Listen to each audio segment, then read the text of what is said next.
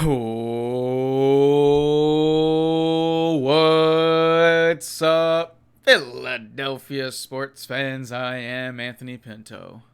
And I'm Keith Malashevsky. And welcome to the War Room. We are War Room Philly. Good to see everybody out there. Good to see you via the intrawebs. Keith, how you doing tonight? I'm sweaty. Sweaty. It's been very hot. You're gonna love my You sweaty know. balls. I don't know Yeah. why that Saturday Night Live skit just came into mind. I mean, it's not a bad skit. So, I'm on board with it. Yeah, today was the better of the days as of late, right? And still, Which is sad to say. like I was in the truck out back for a little bit, and I was dying at the job today. Got to commiserate to my peeps who work out in the heat. I am no longer one of them, although I still have to deal with it from time to time. I commiserate with you. I did it for many, many years. Did it arguably worse than the heat, working in a hot garage around cars. Because it's like you're outdoors, but you're indoors, but you're outdoors, but it's just hot. It's like the people I supervise and my brother. They sit in a metal box for a lot of the day. Yeah, like when it's 100 out, and then your thermometer in where you work is like 126. I feel for you. I really do. I've been there. Thankfully, I'm not right now. It's the best thing I got going for that. I got in my car and I saw it before it has a chance to readjust. It was like 111. I was like, no, this is not. You and I are both not summer people. Oh yeah, I said to someone, I'm so ready for the winter, and they're like, winter, and I was like, I'm like, my hair was like I'm like, I can watch the sweat come from off my hair. I'm like, yes, I'm ready for winter. I was like, There I are need a haircut. some, and a haircut clearly. There are some good parts about personally. the summer, I love when the bangs get long. I don't care. It brings back your emo. I said the exact same thing that I was like. It reminds me of my emo days, and it gives me and now in my later years, it makes me feel like a superhero. Because all the best superheroes got the bangs, Like, all right, Toby. Yeah, that's what I'm saying. I knew you were going there with it. All the best Spider-Mans have the bangs. Red Hood has the bangs. Nightwing has the bangs. Most Batman, I mean not most, but new Batman has bangs. He does. I mean, we could go on for days about men's haircuts, and I'm here for it. That's the costume I got. I got a brand new Batman costume. And actually, I kind of ghosted you before the show because we were having technical difficulties.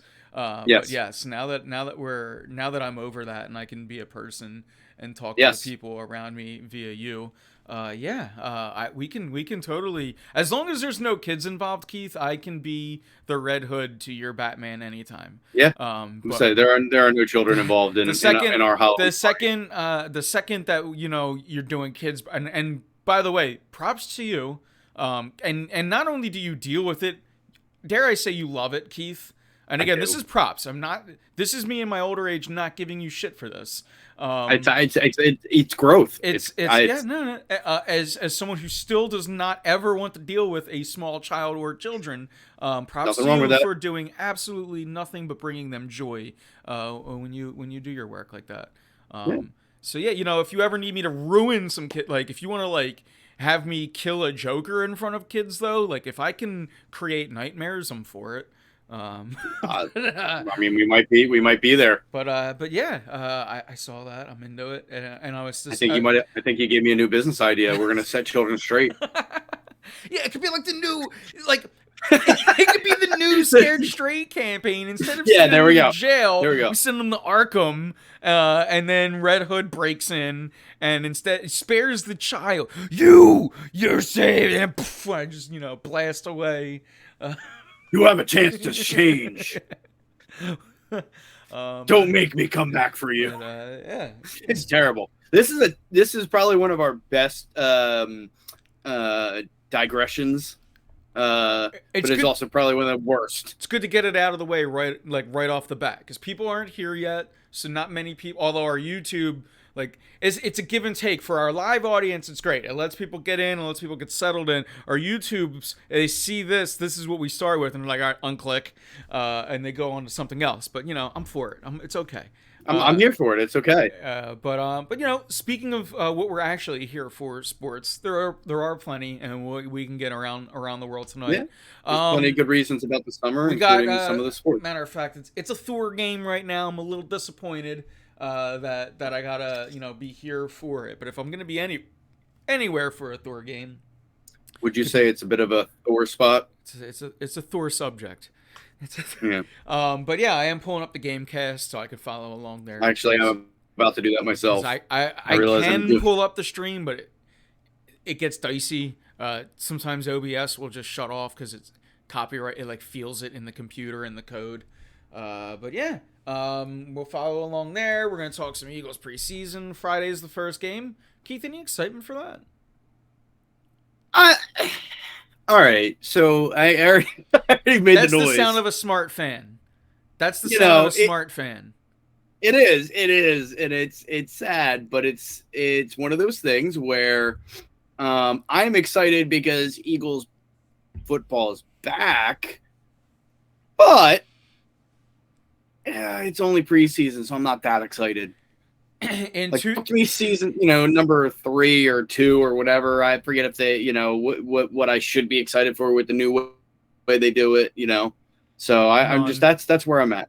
Yeah. Well, I mean, listen, it's good to see it a little bit, just to see, maybe those players you drafted, maybe they show you something that makes you kind of like look at them and say, hey, they're worthwhile being on the team. Don't get me wrong. I like preseason football. I have learned in my old age to not get excited for it anymore. I know what I'm in for. I'm in for a game that I'm going to watch with a notepad, which I don't usually do. Real Eagles games, I don't watch with a notepad. No. Preseason, if I'm going to watch it, I watch with a notepad because I'm going to forget a lot of the people's names. And I watch for, like you said, I'm watching for the younger guys. And, I kind of take with a grain of salt, good or bad, what you see out of the veterans. So it's like who's gonna pop off the tape, and more than anything, I look at the draft picks and the guys from last year and this year's draft to see what they can do, because more than anything, that's where these guys need their reps, and that's where if you're gonna learn anything, you're probably gonna learn from them. The Travis Fulghams and Paul Turners of years past, like we all have the name of the guy that like we fell in love with before, and those guys very rarely like it's rare that a Greg Ward sticks, but he's one of them, and maybe someone's looking for the next Greg Ward. So it's with that, maybe the next Kirk Coleman. Kirk Coleman was a guy who showed in 2 preseasons, hung on to the team, and they finally gave him a shot, and he became a starter. I'm not saying he was like a superstar, but a starter for the Panthers. No. Yeah, well, he, really it was the Eagles. He was all right here, but he's had success on a couple different teams. I'm not saying again, not a superstar, but a player. Yep. That's all. And that's all you're looking for out of those mid to late round players. Just somebody who can be on the roster and impact the team positively. Yeah, lines, the D and offensive line are two big spots where you can learn about players.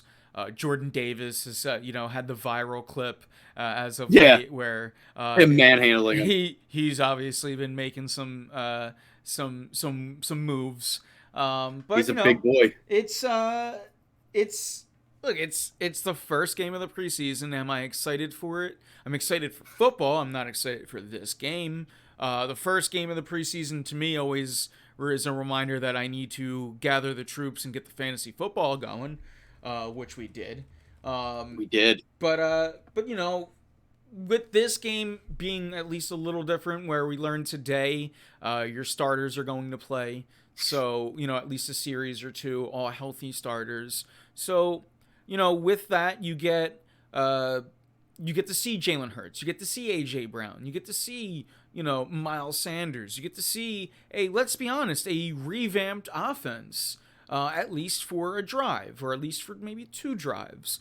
So, obviously, as all Eagles fans, we're like, oh, let's go out there, score a touchdown, maybe even a field goal, one or the other, and get them right off the field. And obviously, that's the ideal situation. But you never know what's going to really happen in these things. You might go 3-and-out. That's all you see of them this week.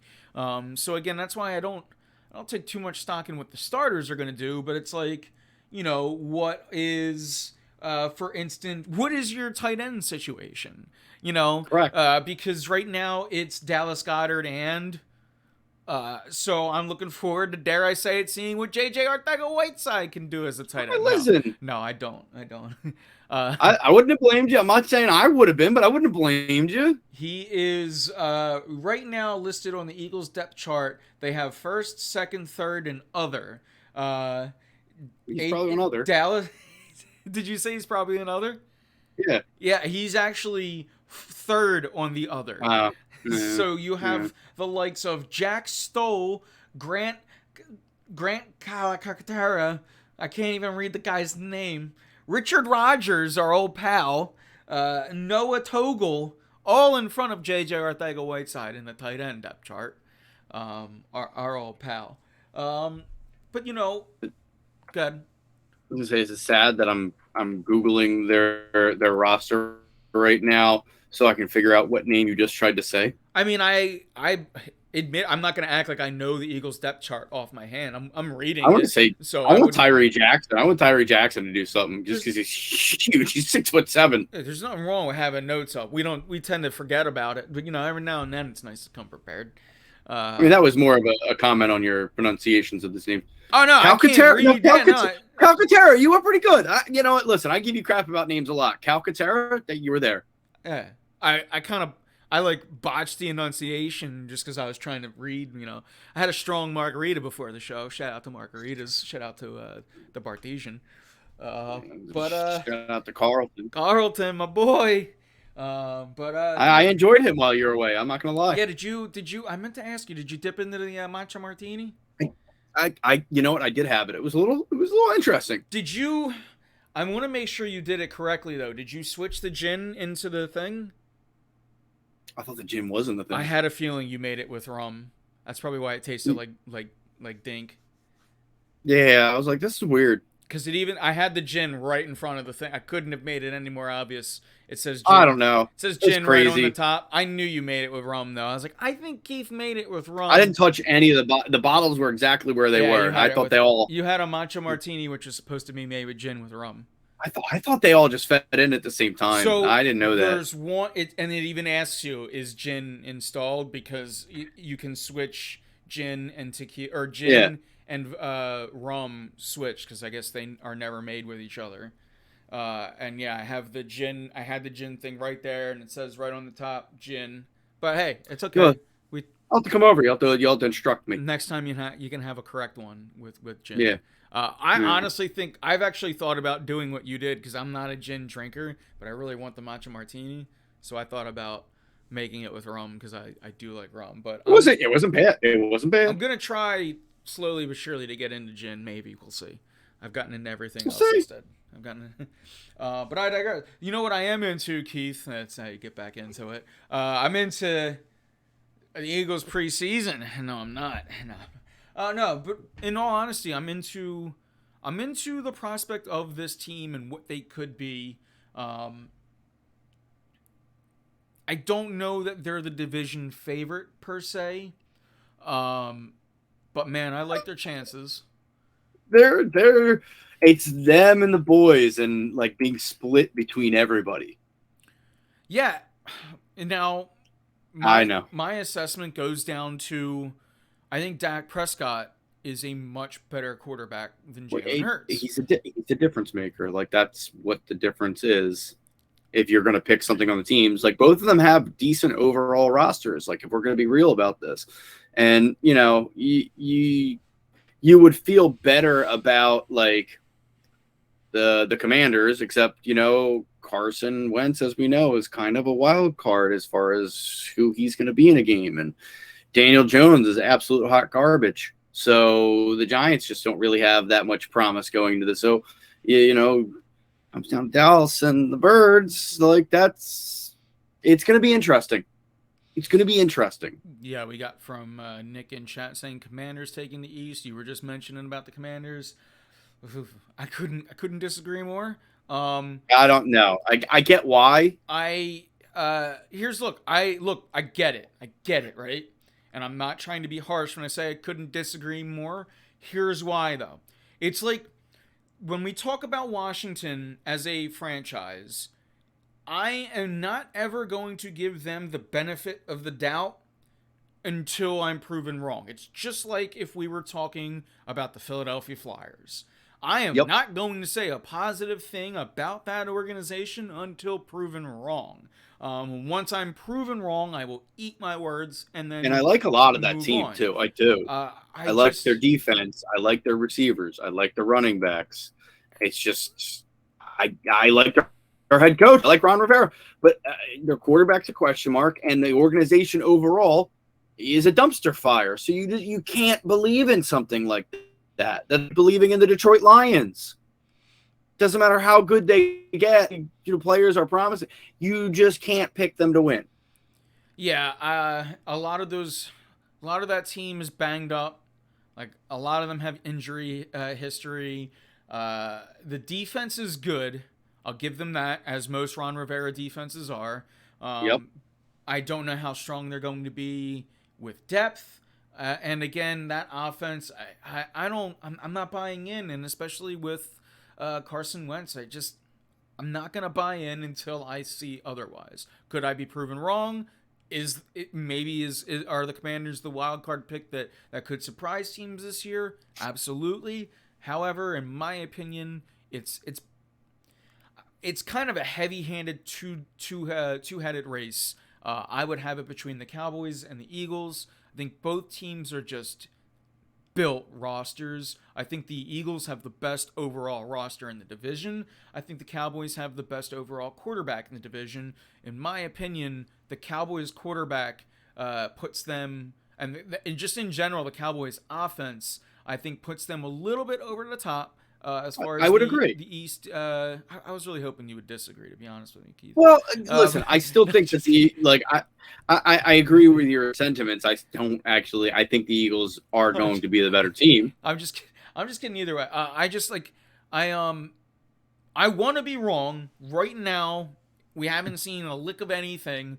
I still have the Cowboys like maybe at an 8 and the Eagles at a 7 out of 10. And I think the Eagles are probably still going to win a playoff spot this year. I think a lot of us have the Eagles at around 10 wins this year. I think. Can I say that I actually like the Eagles linebacking core? Like that's weird for me to say, but I do. Yes, you can say. And again, it's something that I won't buy into until proven wrong. I have a strong feeling this year we might be proven wrong on that. But again, I can't say anything positive about the Eagles linebacking core until further. Look, Hassan Reddick, good player. Kazir White, good player. TJ Edwards can hold his own out there, and you have Nakobe Dean sitting in the wings waiting to go. Like that's a good 4 linebackers right there to have. Like assuming Nakobe Dean is coming out and being healthy, like they did the things you want them to do. Your secondary might actually be the best secondary in the division, and I know that we have a weak spot at safety. I do understand that, but the 1, 2, 3 of Darius Slade, James Bradbury, and Avonte Maddox going out there with Zach McPherson kind of as like your number 4 guy. You got to feel pretty good about that too. Like, and the line is no joke. Fletcher Cox, Javon Hargrave with Jordan Davis and Milton Williams backing up there. You have Josh Sweat and Brandon Graham on the edges. I believe in the Eagles defense. I do. I still think that safety is going to be a little bit of an issue, but maybe they can fix that during the year. Maybe somebody steps up, or maybe you get a Howie special with a trade in the middle of the year. So that to me is a huge piece. Seeing that is a huge piece because, yeah, I mean, ultimately, as we've discussed, Jalen Hurts is kind of going to decide how the season really goes. But I feel at least better about how this team is constructed after last year. It looks like Howie really addressed the weaknesses enough for me to stop yelling at Howie and take my foot off the pedal of the fire Howie, wagon, train, car, whatever you want to use. We got from Nick in chat, head-to-head Cowboys, Cowboys with quarterback, or I'm sorry, let me read this correctly. Head-to-head quarterback, he goes Cowboys. I agree. Running back, slight edge to Cowboys. I disagree. I would agree. You know what? No, I disagree. I agree. I mean, I'm sorry. I agree. I hard agree. I had to rethink that. I forgot. Yeah, they have one. They have two. Yeah. So edge to yeah, slight edge to Cowboy. I would no. You know what? I disagree because I would say that it's more than a slight edge. So I stand by my now. Cowboy or O-line, Eagles, hard agree. Eagles. I mean, right now going into the season, we haven't seen things, but most people project the Eagles to have one of, if not a top 10 offensive line in the game. So yeah, definitely the Eagles there, which is a kind of shift within the last 3 to 5 years. Not too long ago, the Cowboys had an outstanding offensive line. And that power has kind of shifted. Cowboys still have a good one, but the Eagles do. I still think Eagles have the better one. Eagles have the better one right now. I think it's easy to say that. Wide receivers. Who would you say wide receivers, Keith? Oh, I'm gonna take the Birds. And I'll tell you why. Because I really they had who's their number 2? He tore his ACL. So right now, like Gallup. They lost one of their top. Yeah, Gallup tore his ACL. Like, I that's huge. No Amari Cooper anymore. Yeah, exactly. Don't get me wrong. Their number 1 CeeDee Lamb is a damn good receiver. But I feel like the top 3 of AJ Brown, of Devonta Smith, and Quez Watkins is the best 3, and that's the Commanders might have an argument on the best in the division. Just it depends on how Chris Olave plays this year for them. Their number 1 draft pick, because McLaurin is damn good, and if Olave is damn good, they have an argument. But I think out of the Cowboys and the Eagles, I'm going to take the Eagles. Yeah, he goes. Let me see here. Eagles overall. Yeah, defensive line. Eagles. I agree. What about you? Yeah, I'll go with that one too. Linebackers, Cowboys. Yeah. Okay. Well, I got to look at their roster again, but if they still Eagles, safety, Cowboys. Oh yeah, safety's definitely Cowboys. Yeah, it's. I mean, and by that books, it's a close race, and again, that's why it's when you look at it, even like you did, by almost like position group by position group, you're like, we split a lot, which is again, as much as I don't like to, right now, preseason, I got the Cowboys just slightly ahead of the Eagles. I still think the Eagles are a playoff team this year. Yeah. I think the Eagles are going to win at least 10 games, and I think that gets them into the playoffs. So we'll see. We got Philly Kid in chat. Says, by the way, welcome to the show. Just sucks that they never put these weapons around Wentz before they drafted Hurts. I mean, yeah, look, we've all made those claims, but at this point too, like, I don't know that I'm like fawning over Wentz. Like, Wentz has kind of been exposed by the league at this point too. So we'll see. And again, if Wentz all of a sudden turns this thing around with the Commanders, then we'll have some egg on our face as far as Eagles fans go. But going into this right now, we shall see. And yeah, Olave went to the Saints. That's from. Courttree. I forget who they drafted a wide receiver though. But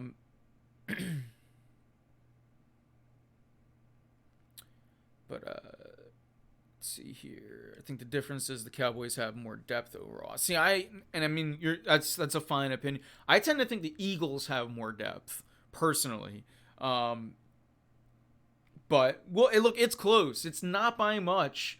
So, and if you're saying if you're saying the Cowboys have more depth, then that probably puts the race between the Eagles and Cowboys even further away, not in our favor. Um, Commanders got Dotson. That's from Philly Kid, but I don't think that. It's Dotson. No, it's But Dotson. Yeah. Twitch doesn't want that to because he put the R word, and Twitch knows that that's not allowed. He called the Washington by their old name. um, but but yeah, I mean, it's gonna be a close race here between the Eagles and the Cowboys throughout the year. And again, I'm not trying to dismiss the Commanders. I'm really not. They are a wild. I will dismiss the Giants. I have no problem dismissing the Giants for the record. But yeah, the Commanders are a wild card. And look, we've seen what Carson Wentz can do when healthy, when right. So I mean, this is by. I was ridiculed and called many things for being a Carson Wentz defender. So it's I'm sorry you can't understand change, Philly Kid. It's a shame. But yeah, it's a pretty easy one to get over. But yeah, as far as kind of just moving into this race between these teams, we've seen what Carson Wentz can do when healthy and everything. So I'm not gonna just I don't want to dismiss them. However, I'm going to the theory that until proven wrong, that's why I'm not going to count on them. And if that's a bad theory, that's call me out on it. That's fine. That's what we're here for. I'm all for it. I've personally as a fan just focused on the Cowboys, right or wrong. I think that's right. I mean, obviously it's division. I'm thinking have it, but I mean, if you're going to talk about like the biggest threat, it is going to be them. Like that's just how it is. Like Chase Young, he's coming off of a torn ACL for the Commanders. Like there's so many question marks on the other two teams that like why wouldn't you look at the Cowboys as the serious division threat? Yeah, this idea that he's clearly got the best team around him. I couldn't. First of all, who's the running game? As far as the wide receivers go, you have McLaurin and Samuel. Yeah, McLaurin, Samuel, and Dotson. I think Dotson's going to be a good receiver. Your tight end is a former quarterback from Virginia Tech, in Logan Thomas, who's turned into a pretty good weapon. I'll give him that.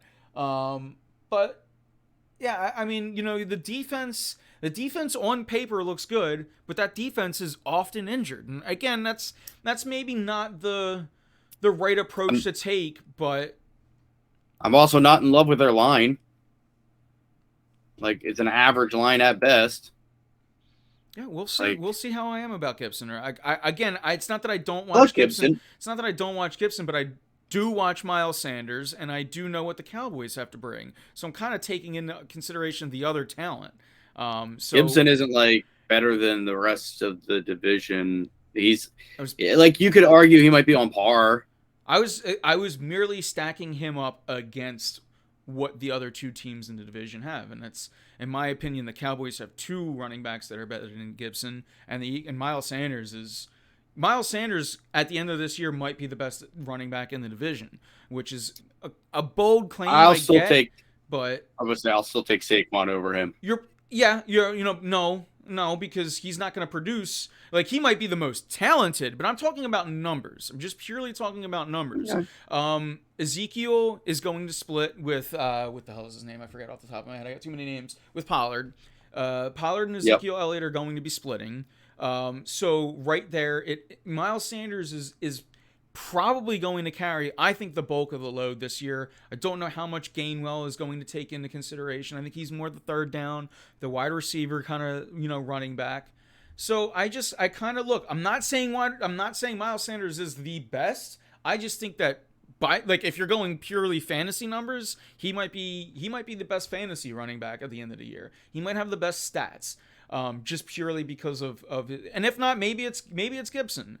But I just think that is very good. Like, don't get me I'm wrong. not a big Like, fan of Sanders. He proved he can't play a whole game and not an every down back. What? What are you watching? no, Is this? Are you going to tell me he's injury or he's he fumbles too much too? Because he's had like he's gonna go injury prone 7 probably or fumbles fumbles. his entire career. He fumbles far less than any other running back in the division.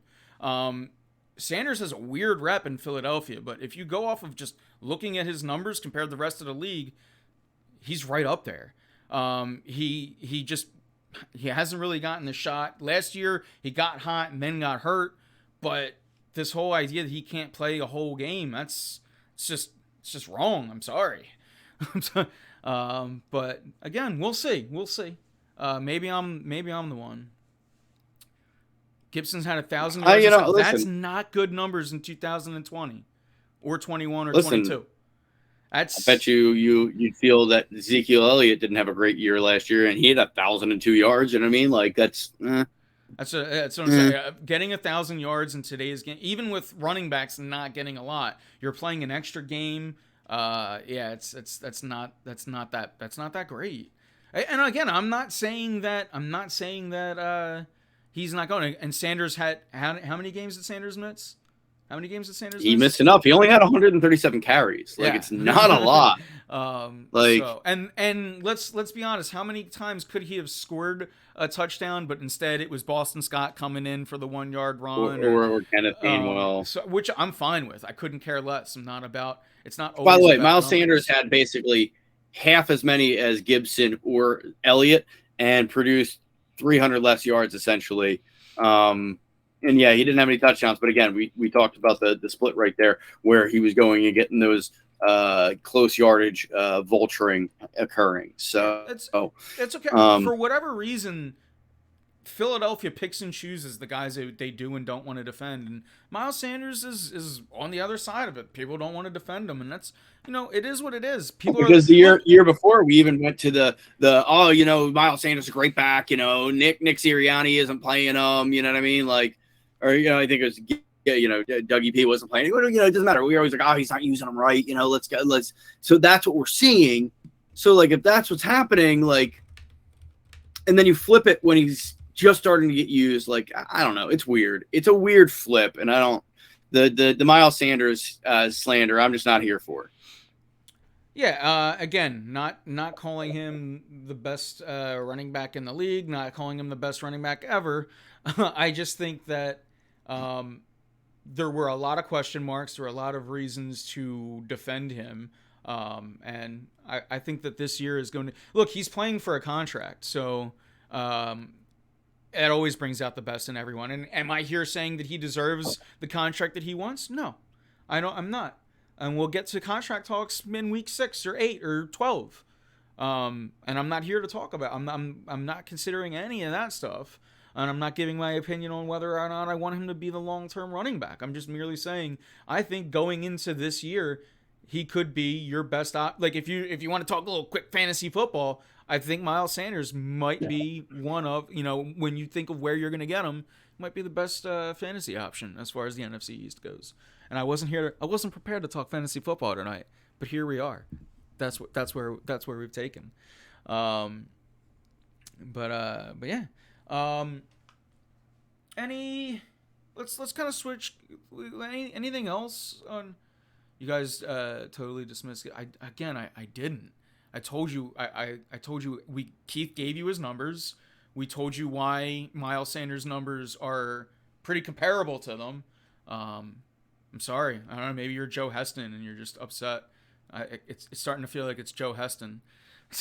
Yeah, I would say it really is feeling like Joe Heston with a different name. But yeah, I just think he needs someone to compliment him. He gets sluggish and fast and end up getting injured. I mean, he had one injury, I think. Am I missing other injuries from Miles Sanders? I got a million. He's had a few injuries, like dinged up here and there. Like he really has. Like that's the one thing that you can say is that he has been injury prone over the time he's been here. Let's see.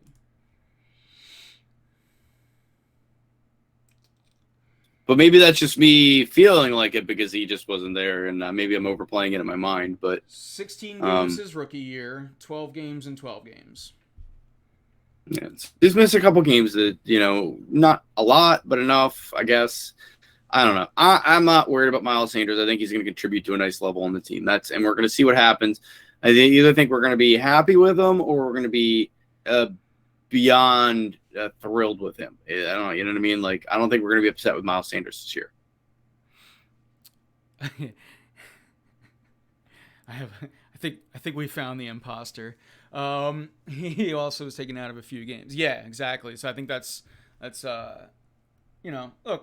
I don't want to. I didn't think tonight would be the Miles Sanders show, but I mean, we can make it that. But yeah, look, we'll see as far as all of this goes. There's three good teams in the NFC East. That's what I will say. One of them may fall out of the race sooner than the others.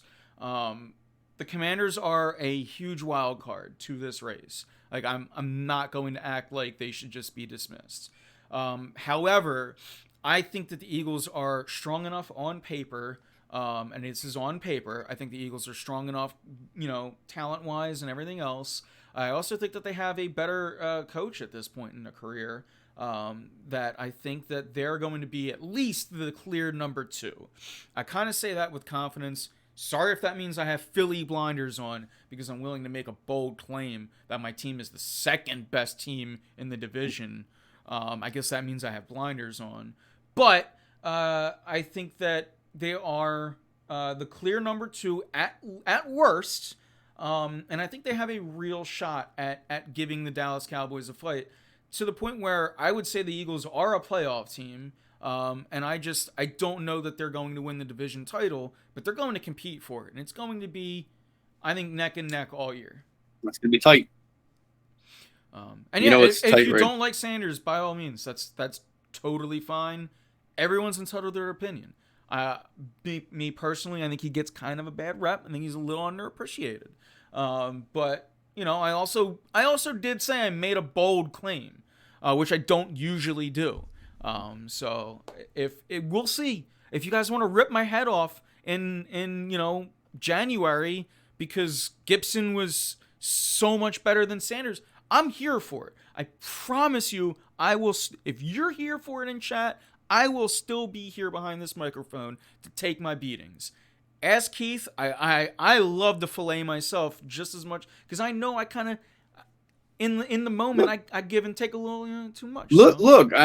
Really, at the end of the day, this team is either going to be a division contender or it's going to be a last place team, and that all depends on Jalen Hurts. Like, that's really what it comes down to with this Eagles season, and that's why I'm a little interested in seeing a little bit of the preseason, see if I can see something with him.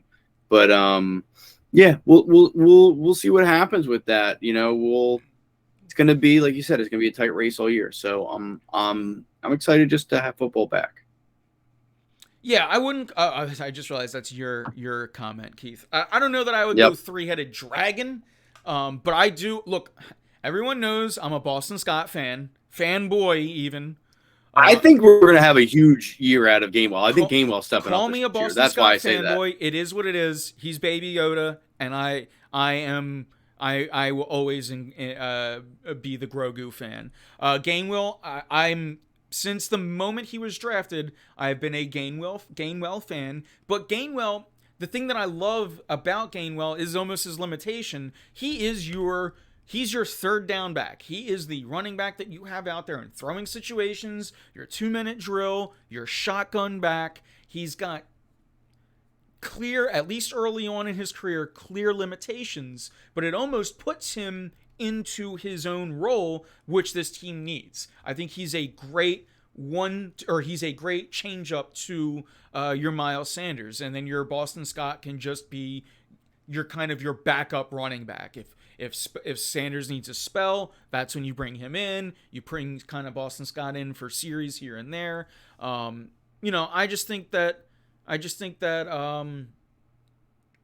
I think they have a very good balance between the three of them. Is it the best in the NFC East? I don't know. Are they the best 3? Maybe. I would still say that Pollard and Ezekiel Elliott, I mean, those two, you could argue, are both better than Miles Sanders, just talent-wise. Um, so Keith went deaf. Can you hear me now, Keith? I guess I lost Keith. Um, let me.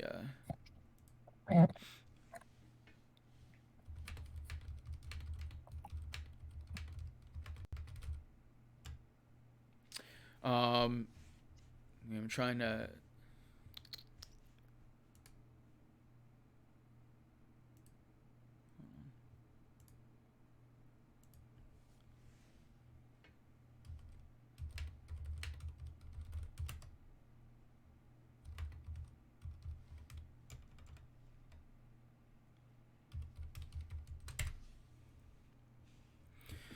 But yeah, we'll try to. Let me do this. I'll pull Keith off until I hear him again. And we got Keith in the background doing some technical. Hopefully, we can get him back. If not, it might just be a solo show for the rest of the night. We still have Phillies to tend into. We've just been purely talking Eagles tonight, and guess what? I'm fine with it. I am totally fine with it. He's just gonna cost a lot, I'd imagine. You guys kind of having a little side conversation in chat, weren't you? Hunt, Kareem Hunt. Yeah, I think Kareem Hunt is kind of is the talent even still there? Like honestly, I'm asking you. This isn't the brashness from before. Is the talent even still there with Kareem Hunt? I just wonder that with running backs, short shelf life, he's kind of been on and off the last couple of years. I don't know that the Eagles need him, but if a team like I could understand at this point why a team would take a shot on him. I just don't think the Eagles. It's not. They don't really. We were just talking about the three that they have. I don't know that that's the route that they need to go. Mid-season, if that's something like think about this. Here's what I will do to put it in a positive way. To go to your point, just so I'm not contradicting everything, which I'm sorry I do. Was he injured? I think he was injured parts of last year. I know he was suspended and injured and this and that, but forget all that. Let's just say, he was injured 8 games. Yeah. Let's just go with, say you're mid-season and you're thinking, man, this offense could use a little something else, right? Sort of like 2017 when the offense had LeGarrette Blount and they had running backs, and you still brought in Jay Ajayi because the price was right and because of X, Y, and Z. Gotcha, Keith. I can hear you again. That was so weird. It just completely went to fuzz. So I'm in the middle of. I'll just kind of just bring you in. But in 2017, when we're talking Kareem Hunt, I'm kind of talking about the chat that you had, and also I can realize. But just I'm trying my hardest to not contradict everything tonight, Keith. So what I'm doing is I'm playing the scenario that. Like I don't necessarily agree that the Eagles would need a Kareem Hunt, but it looked like that's what was going on in chat. So here's what I would say: in 2017, we didn't need another running back, right? But this guy by a name of Jay Ajayi just so happened to pop up, right time, right place, right price. And the Eagles brought him in, and oh, by the way, it helped them. That move, just as much as all the other moves that Howie made, helped them win a Super Bowl. So with that in mind, if we are in the midst of a season and it looks like this Eagles offense just needs a little bit of something, and maybe that little bit of something is a guy like, Kareem Hunt, that's when I would say that you go and look for those moves. But right now I see more along the lines of I think the Eagles run, like I don't know that you need to go into that. Like, let's look for a tight end. Like, if we're actively searching for other positions, let's look for tight end. Corey Clement too. By the way, out of all the names that I forgot, Corey Clement had the year. Like, a Here's huge Super Bowl. Corey Clement and Nelson Aguilar in 2017-18. They don't have the seasons that they had those years. They were 1-year wonders, but thank God they had those 1 years. Like, Yeah. we'll always be indebted to those guys. I know Aguilar is the meme, right? But Aguilar is still 30 times better than J.J. Arcega-Whiteside. He just didn't get turned into a meme. Or Jalen Reagor, for that matter. But yeah, Corey Clement will, as long as, I know he was on the Cowboys. He might even still be on the Cowboys. Let me go back to their depth chart. Is he on there? Who? No, I know he was on the Cowboys last year. He was. He doesn't look like it. But it's like, he's the guy that I'm like, I don't care what team he's on. I hope he gets a roster. Because I want him to, He's also a local guy. Local guy South too. Jersey. Yeah. That's why the year was so special. 100%. Now we can't disagree. You want to start talking warm and fuzzies about 2017-18. We can do that. But I want to talk about making maybe new warm and fuzzies, because this Phillies team, they're on a bit of a run. Nothing's set in stone, right? But here's what I do. He's on the Ravens. Okay, that's what's up. And he's, that means he's staying local. So, Phillies team last week, Keith, last week on this very stream with Greg Hall. Shout out to the We Podcast and We Know Things, and our, co-founder.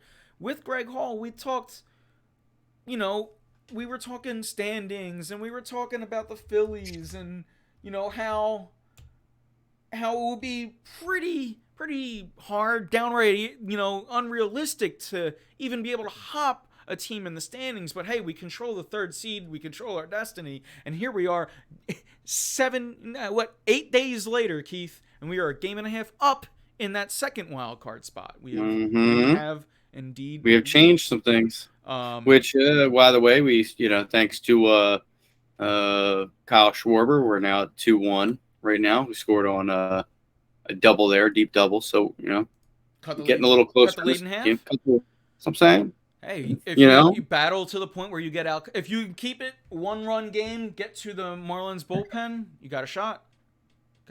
Yeah, granted, they have our bullpen now. We have Brad Hand out there, so the old hand job.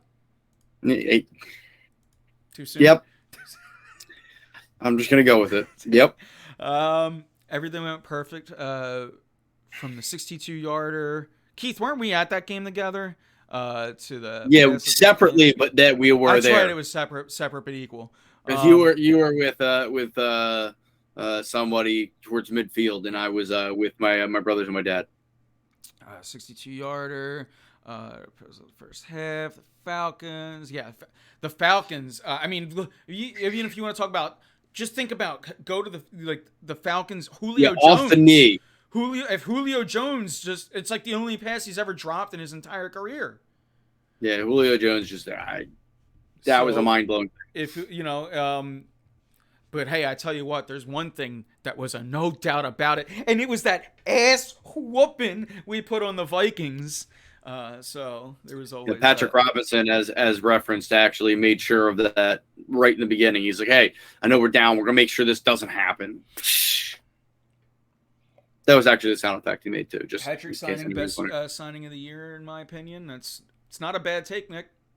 Not a bad take. Really not a bad take. You can make that take about a lot of people too. You could say that about LeGarrette Blount. You could say you could say that about Chris Long. You could say that about and guess what? All of them are right. It's all of them are right. The answer is all of them, because the way I look at it is if one of those moves wasn't made, we don't win a Super Bowl. We just don't.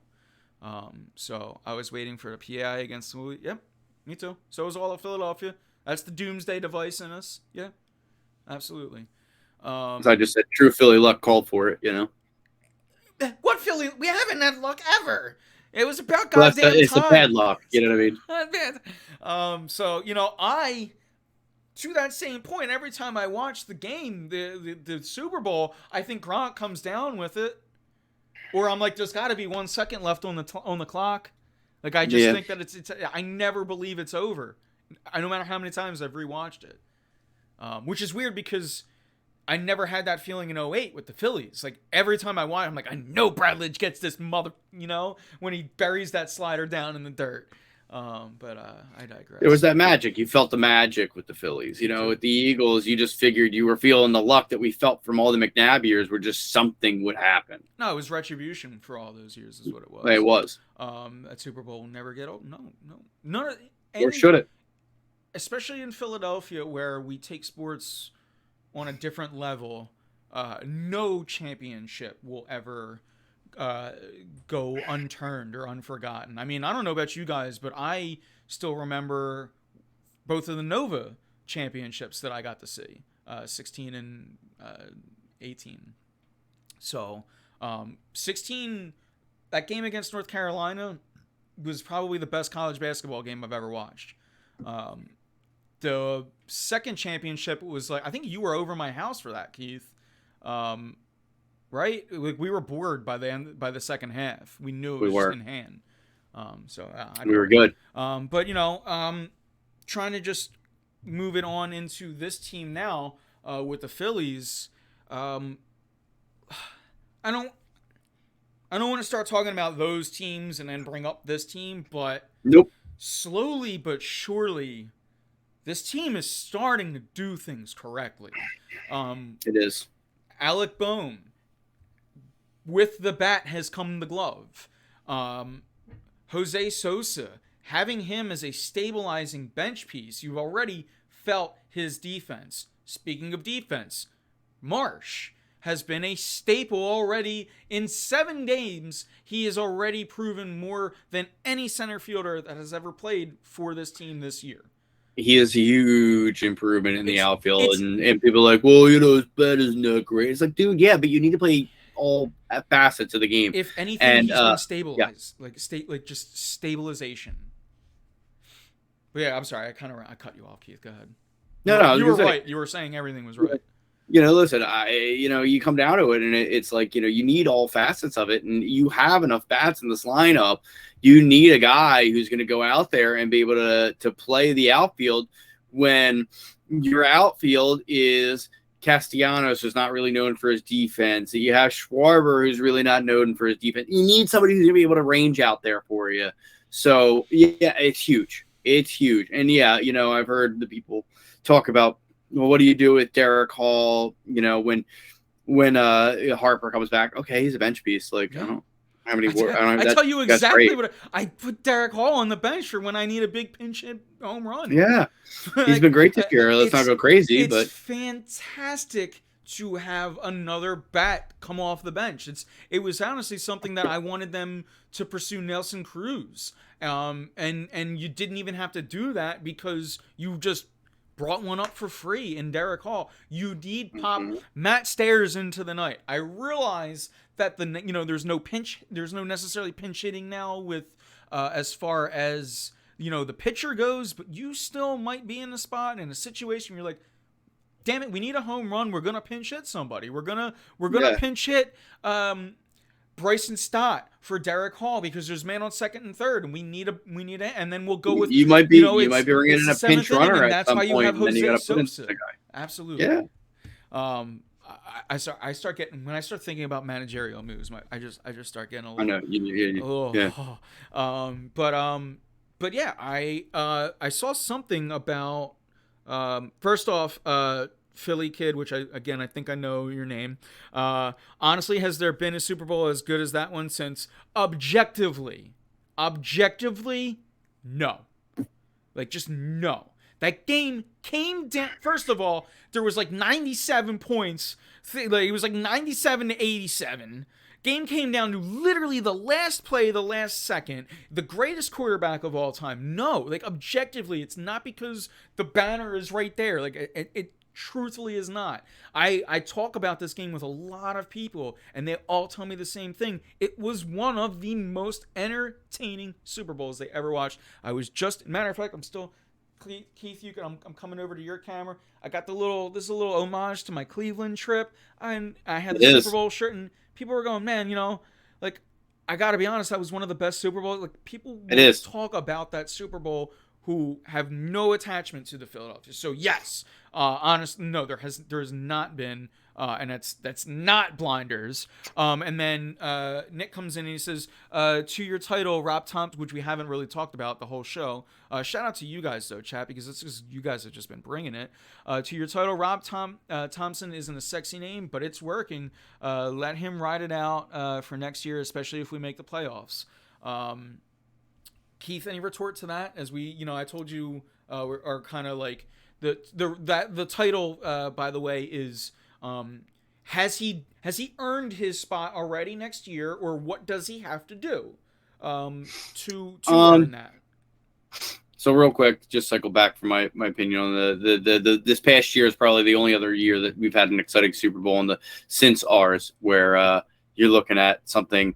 That was edge of the seat all time, So I'm looking at that as those are the two in the past 5 years that you like. But to your question now, Rob Thomson, you just need to see it not fall off. All right, Philly kid, Joe. Let's see about the 7-game series with the Mets over there in the next 2 weeks. Absolutely, and the Mets are looking like a better team right now. And if that's the case where, that's what puts them down a little bit, they lose some steam and, ultimately they don't maybe make it out of the wild card round. I still want them to make that wild card. I don't know if no matter what Thompson's back next year, but I'm going to say this, 75-25 for him back next year for me in this sense, because he could still completely fall apart out of nowhere and make some boneheaded decisions that could get him tossed in my mind. But it's day by day, it's growing to be less likely in my head, because he's made phenomenal moves. He's obviously got the respect of the clubhouse, and that to me means the world, because Girardi just didn't have this team. Here's what I can say about that. I actually said this at work today. Has a coaching change in the history of sports ever worked more than this one? Especially in baseball, where, let's be real, it usually doesn't feel like the coach does that much. I have never seen a turnaround with just a switch of a manager like I have ever seen with Rob Thomson here as the Philadelphia Phillies manager. With that all being said, it's very simple for me. You make the playoffs, you are here next year. You get a contract. Not even a question. Yeah. Make the playoffs. You can have whatever. I mean, you would have to really be boneheaded in the playoffs for me to not want you back next year, because of all of those things. They fired Girardi and just went on a winning streak. Is it coincident? Maybe a little bit, but it's just, I've never seen a coaching change just work in baseball like this has. I was gonna say. I don't think that he just went in there and rubbed the magic potion into the locker room and this spell just removed of the draw. But whatever he is bringing the players, it's bringing the best out of the players. And a lot of the time in baseball, it's just being a psychiatrist.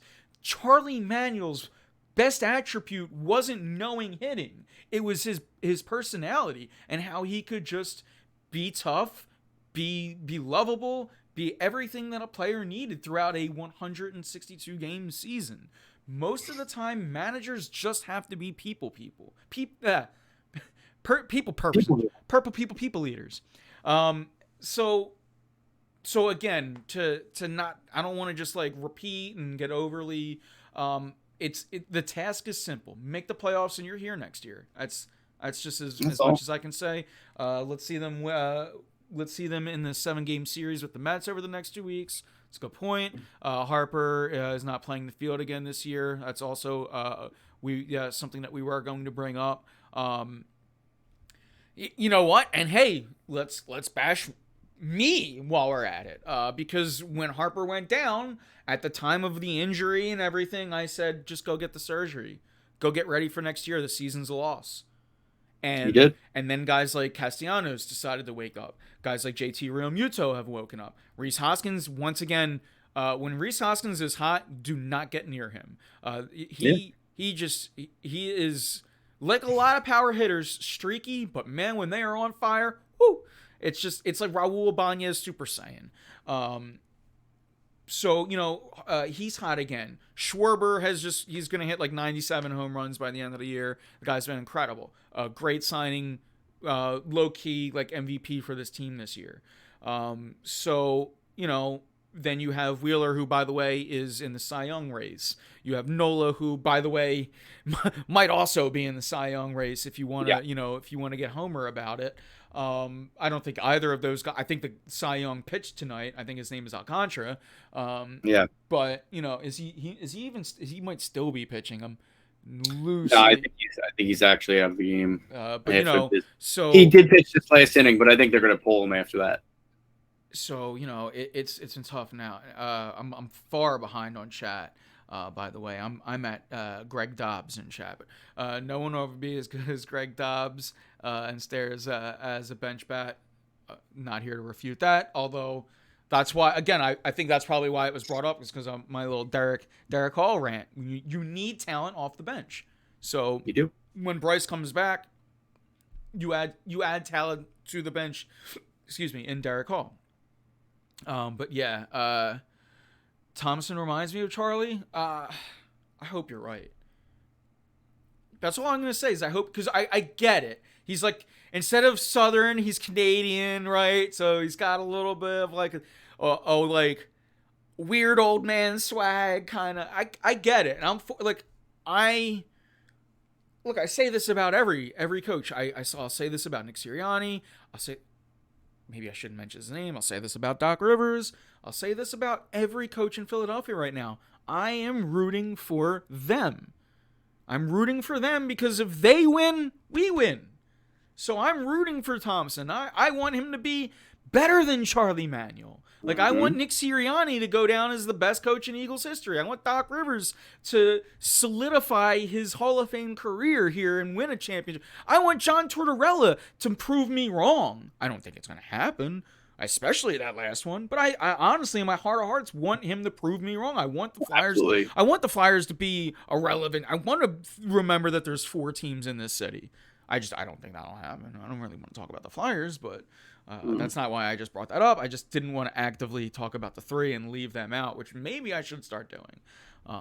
But yeah, Nick needs to sound. I love that keeps getting brought back up in chat like every week. If you guys want to make that the War Room Philly meme, I'm for it.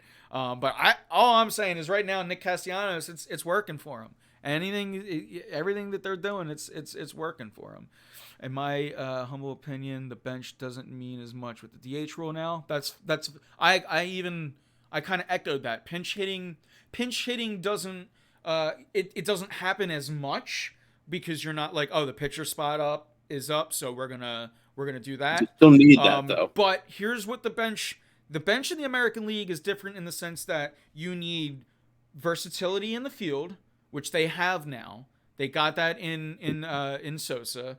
If anything, and they'll have that when they add Derek Hall in the mix. They'll have another, at least first baseman more than anything.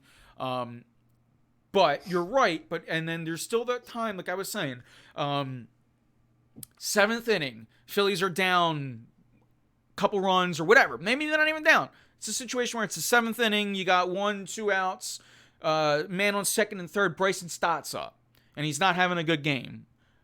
Maybe that's when Derek Hall comes in because you know that you have a guy like Jose Sosa who can play the field behind, after the fact. So there's still going to be, especially if you get into the playoffs, there's still going to be times where if you have a good bench or good bench pieces, that will come into play. I promise you that. So you're right. You're right where it's not that it doesn't mean as much. It's used less. So if by default using it less means it's not as much, you're still right. I'll give you that. Mm-hmm. I'm sorry. I get nerdy when we start talking about like manager moves. I realize Oh, I know. my brain goes to a different gear that like even I forget I have. It's impressive, you know. It's you firing on all cylinders, man. It only works every Maybe now you and should then. be the manager, you know. No, probably not. For it though. If they ever, I can give the Phillies my resume. Would you accept payment in ice cream? And you're right. I'm sorry. I've been saying Jose so thank you for correcting me. I don't know why I had the wrong name, but here I am, doing everything I can. Sorry, Goldfinger. What did you say, Keith? I said, would you accept payment in the form of ice cream? Yes. Thought I heard the word ice cream. I don't know what for, Yeah, but yes. Whatever. to be the Phillies manager. Oh, you know? yes. Yeah, and I won't spit it out either. I know that's still a hot take on Philly radio. You know. I would never spit out ice cream. I No, promise you wouldn't. I promise you. But yeah. You'll have ice cream and a glass of milk. Absolutely. It's a must. If there is no milk, I don't need the ice cream. I send it back. No, I'll take it. Oh. But I will be less happy. But yeah, where we at here in the Phillies game? It's 3-1. That's not looking good. You kind of, if you're gonna chalk a loss up against the Marlins, you kind of do it when Alcantara's on the mound. Although they've got Alcantara still is out there, by the way. They've in the got bottom to of him this year. Yeah, I'm looking now. He's still out there, bottom of the eighth. That's a guy that's a Cy Young winner. If you're gonna drop one, I hate to be like, oh, this is the one you do it, but it's exactly what we did last week. We're like, look, this is the bull. When we were on last week when Greg was on, it was a bullpen game. You're like, look, we lose this one, and then I don't think they've lost a game since. So they'll drop this one and hopefully go right back up on another streak, where it's you got to just keep. Yeah, he's probably gonna pitch the whole. I agree. You probably I can't find where's the can I get pitch count anywhere? The Marlins are gonna do that just to try to take the game. I mean, why not? For two reasons. One, you want your guy, and when your team is this bad, you want your guy to win the Cy Young. Like we all remember how bad we wanted Wheeler to win it. It was last year. So you're just like, just give me anything. Against Corbin Burns, and Corbin Burns had no business winning it. Give me anything. I'm when Bryce, the MVP. We're just happy to win something for our players. Yeah, he's at 76. Oh yeah, he can go 12. He's going. Yeah, he's pitching tomorrow. Yeah, Alcantara's really good. That sucks. Hey, it's not over yet. Got a man on first, tying run at the plate. It ain't over yet. So just keep chipping away. Get it to 3-2. Going into the ninth. You never know. If the Phillies pick up a run here, I'm getting good warm and fuzzies. That's all I'll say. If they don't, the hell with them. But Boop and a Blast. That's my favorite. My favorite. Boop and a Blast. Boop and a Blast. So with that, we're at the hour mark. A little over it already, which is fine. Anything else, Keith? We I guess we could talk about if we we don't have to, but we could. Let's save it. Let's save it. We could talk about the Kevin Durant stuff that happened today. Because I'm going to tell you right now, I know what it takes to get him. I'm not going to do it. Ben Simmons leaving his group chat. So you're a no just because Maxi's involved? Yeah, pretty much. That's fair. I get it. I think about it long and hard. You got to think about it. You have to. But I think that ultimately I'm like, What happened with KD? No. I forget. It was a reporter linked. There was a lot of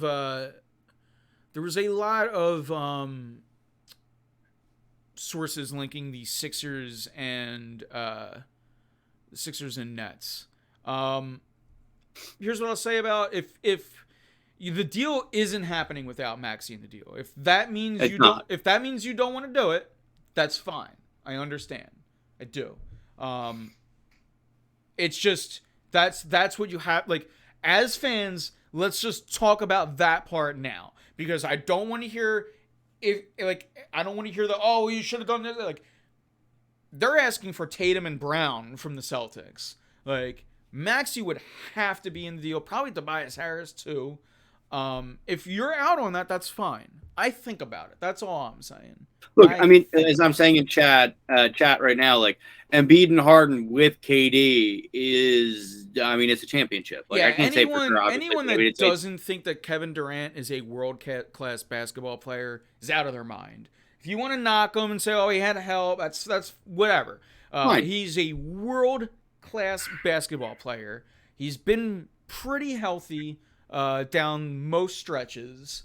Obviously, he's had the ACL and hasn't been, the player he was before. He's still a Hall of Famer. All I'm saying is you got to think about it. Look, I mean, you have a killer on the outside, and you know what I mean. Like at that point, it's tough not to want him. But it'd be very difficult for me to do it. Yeah. I see that again. People are saying he got more than one player, and Ben Simmons didn't show up. He was down, teammates. Like, look, I get it. I'm not arguing because I understand Maxi's everybody's, first love. I get it. And that's fine. If Oh, by the way, I'm not going down that route with he lost the Celtics because weapons. Like no, no, I'm not going down that route. To me, point's totally moot. It's you'd be on a different team, you'd be in a different place, it'd be a different situation. And what I would just think is, man, if you have, so you're already going inside out with Harden and Embiid, and then you'd have all three tiers if you do get KD. But there's arguments that you're a more complete team with Tobias and Maxey. If you feel that way, that's fine.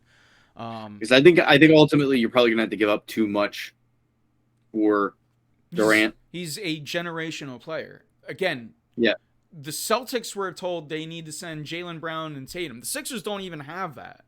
Yeah, like, and after the they backed off Tatum, they still wanted Smart. They wanted Brown. They wanted all-star caliber players. And if they get it or not, we'll see. And it's it's cute of them to ask. I of course would have asked the same thing had I had a generational player I was trying to trade. We'll see how it plays out. The closer this thing gets to the regular season and this, that, and the third. Kyrie Irving is also trying to blow things up from the other side of his flat earth. So, we'll see. I don't think the Sixers land KD. I think this is all just kind of a moot point. I don't think the Sixers have what it takes because I just think that I don't think that Tobias and Maxey is enough. To be honest with you, I think that another team, and I don't mean that in a disrespect to Maxey, I just think that another team is going to be willing and able to make something that the Nets see fit as more. That's all. But yeah, again, this isn't like I love me some Tyrese Maxey. That's not, I'm not. I love Matisse Thybulle, who would also be involved in the deal. Let's be real. Would be. So that's why I'm like, our team to get I'm not. him. We would gut our team to get him. As a Sixers, I wouldn't say gut, because you're still going to put your five out there, and you're also much more deep. But again, I'm attached to those players as well, so it's harder for me to be like in your face about it. But yeah, the Sixers. The Sixers are the deepest they've ever been. That's you're right, but that's also not saying a ton. I still don't. Listen, and we'll get into it at a different time. But I actually really do like this team. Schwarber's the man. Yeah. It's 3-3. Let's fucking go. I love it. Schwarber is the man. I love it. Kyle Schwarber. Like I said earlier in this stream, low key MVP of the season. Low key MVP of the season. MVP. It might be like disrespectful to start chanting MVP for Schwarber with Bryce around, but hey, man, no disrespect to Bryce, but when Bryce went down, Schwarber kept it going, and then everyone else stepped up around Schwarber. So yeah, I'm all for. He said better than. No, look, it doesn't have to be better when they're both here. That's the best part about it. True. They're both here. They're both helping each other. I honestly think that. And I'm probably gonna have to dig deep into some numbers, but Schwarber might be up there as far as MVP votings go toward the end. He's of the year. Gotta be. I gotta look at it. His home runs are up there. I gotta check all the other stats. And He's getting up there. I mean, at the end of the day, it's probably going to what the hell from the Dodgers, any of Yeah, them. Mookie. Yeah, that's what I meant. Mookie Betts. Yeah, because he's doing it with the bat on the field, just every facet of the game. But yeah, Schwarber, man, has been phenomenal and deserves some MVP chance in the crowd. That's all I'm saying. 3-3 though. Like I said, bloop and a bleep, blap bloop. Little bloop and a blast. Um, and that's you hang around, and this team. Let me kind of bring it back to the Phillies real quick. We can kind of go just wrap everything up as far we're not in a rush to go home, but we're kind of just to wrap a little bit of everything up. This Phillies team is just they're doing things differently, slowly but surely throughout the year. And I kind of started getting on the rant and got sidetracked, but boom, with the bat came the glove. And I am home. You're right. You're absolutely right. I am But also home. you know what I mean. But they're just doing it from all like without Bryce. So many people have stepped up with the bat, and even tonight, a game that may have been had you not made moves, you may have Bradley Falter out on the mound, and it's just like you have Syndergaard, and admittedly, watching Syndergaard stuff tonight, he's got some work to do still. But it's if he's gonna like battle through and still get you 5, 6, and 3 runs earned, that's fine out of a guy that's gonna be in the back end of your rotation. That's fine when your team can score against anyone, apparently, even the Cy Young winner, 3 to 6 runs a night. So this Phillies team, look, I'm not saying it's guaranteed. I'm not doing anything. But I made it pretty simple to stick with the theme of the night. If they make the playoffs, Rob Thomson's back. It's that simple for him. And what they do in the playoffs, if they make it, we'll go from there. We'll talk about it then and later on. But right now, I am just bloodthirsty for a Red October. And it already seemed like an impossibility to even get to this second wild card spot, and in just a week they've climbed there. So look, nothing's out of the reach as far as things that go up, but just like that, you can fall out of those standings just as fast. So you just got to keep it up, and remember the fact that in a matter of a few weeks you're probably getting your MVP back in Bryce Harper, and when you add that, if Bryce can come back and get pretty hot pretty quick, man, this team's gonna be really fun, and they're gonna be a force to be reckoned with. Yeah, it's gonna be fun watching this team down the stretch. It really is. 6 innings, 2 runs, can't do much better for being a number 3, 4. You can even call him a 5 in this. Yeah, no, it's a good point, Nick. It's a good point from that. So yeah, I agree. It's we'll see. Again, I don't want to just start waving the banner and saying, hey, this team's going into the playoffs, but I think Rob Thomson probably feels the same way I do, which has got to be, man, if I get this team to the playoffs, I come back next year. And that's again, especially with managers, you don't need a sexy name, especially in baseball. So if the name is going to be Rob Thomson, we're all for it, because he's been pushing a lot of the right buttons. He's got a retooled bullpen to deal with now. I think he's been using Robertson in very good spots. Yeah, I'm excited as a Phillies fan. I don't see why there'd be any reason to not. Yeah, it's definitely it's a time to be excited for a Philadelphia team, and it is the Phillies, because we are not without hope. So, yeah, that's pretty much where I'm kind of at. It's like, hey, man, I got some hope. I agree. Keith, any other final thoughts for tonight then? Anything else to put a bow on tonight's show? That's it. That is my final thought, is just enjoy it. Enjoy the Phillies baseball down the stretch, and let's see where this takes us. I agree. My final thoughts are, don't be too quick to disrespect Kevin Durant. However, I do love me some Tyrese Maxey, so I get it. And it's not happening. Let's just be real. That's why we didn't spend a ton of time on it tonight. It's just not happening. I do genuinely believe that there is an NBA team out there that can give more than Tyrese Maxey and Tobias Harris. And they're going to want names. They're going to want star power. They're going to need to sell tickets in Brooklyn because the New York fan base truly doesn't give a shit. Even though they're billed as the big fans of the East, we all know that we're the best. And Boston's second. So it's not happening. However, I feel some type of way when people want to disrespect, in my opinion, a generational talent, Kevin Durant. That being said, he's not on my team, so screw him. Go Birds. No, but in all honesty, I get it. Look, Tyrese Maxey is a Philadelphia treasure, and I don't think he's going anywhere. So I know we talk about it, and people get very, very quick to be sensitive. I genuinely don't believe that Tyrese, because if not for anything, it's his contract.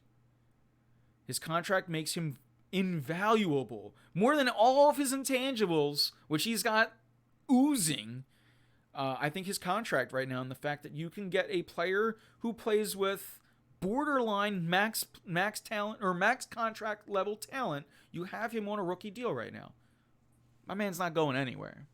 So feel comfortable, Maxey fans, which is literally anyone that watches the Sixers. I think you're all right. So with that, this has been a fun show. Thank you guys all for tuning in, both live and on demand. From our costume talk to lead it off, all the way to Kevin Durant rumors at the end. This was a great show. I'm looking forward to it. I'm looking forward to just next week. We'll be talking some preseason football next week, and it's here. It's here. Football's here. Playoff baseball's here. Basketball's it's coming, and hockey will be a sport that Philadelphia watches this year from afar. I gotta be honest, I'm still watching hockey. I'm not gonna watch the Flyers, but you know me. I absolutely love watching West Coast hockey at 10 o'clock at night. It's my favorite thing to do.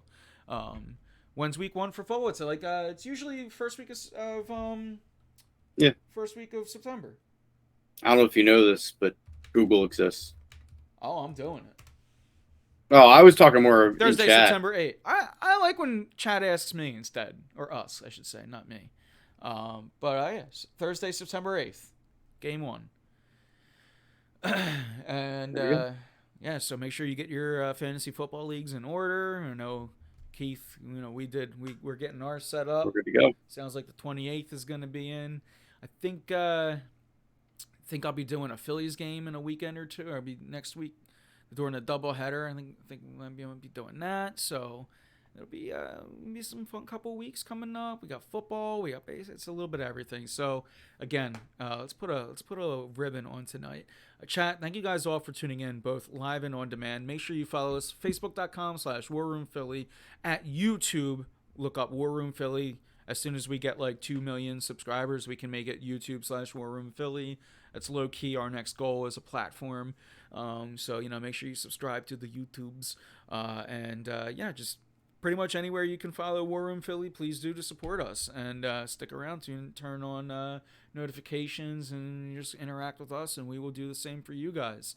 With that, I am Anthony Pinto, and I'm Keith Malszewski, and we are out of here.